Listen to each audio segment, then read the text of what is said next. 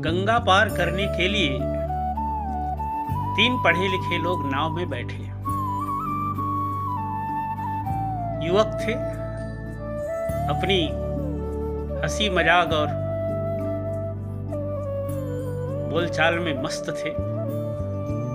अचानक उन्होंने नाव चलाने वाले केवट से कहा कि तुम्हारा जीवन यापन का यही एक व्यवसाय होगा? केवट बोला, हाँ, हमारी पीढ़ी दर पीढ़ी यही व्यवसाय है। युवकों ने पूछा, तुम पढ़े लिखे हो, तुम्हें अंग्रेजी आती है?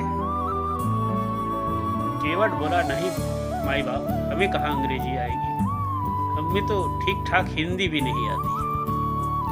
उनमें से एक युवक बोला, तुम्हारी उम्र का 4 आना, तुम्हारी जिंदगी का 4 आना हिस्सा बेकार गया। दूसरे ने कहा, तीर्थ स्थल में रहता है, संस्कृत आती होगी।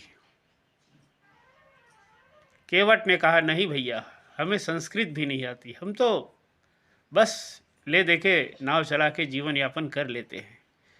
तीसरा बोला, ठीक ठाक हिंदी तो आती होगी। बोले, वो भी नहीं आती, बस काम चल जाती है। तीनों युवक ठहाका मार के हंसने लगे और बोले, तुम्हारा 12 आना जीवन बेकार हो गया।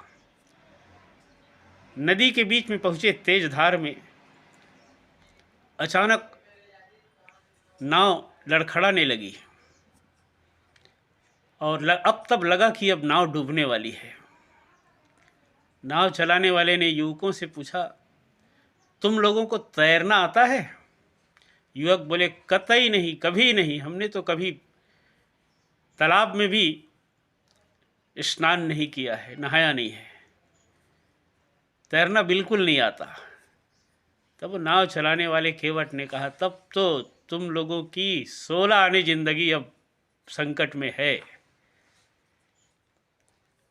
मुझे भाषाओं का ज्ञान नहीं है, 12 आना जिंदगी बेकार कह रहे थे, तुम्हें तैरना नहीं आता, तुम्हारी तो पूरी जिंदगी अब बेकार होने वाली है, अब कर लो भगवान को याद। इसलिए भगवान ने हमें जो दिया है अनुभव का ज्ञान, वही सही ज्ञान होता है। पोथी पढ़ पढ़ जगमुआ, पंडित भया न कोय, और 2.5 अक्षर प्रेम का, पढ़े सो पंडित होए। जय श्री कृष्ण।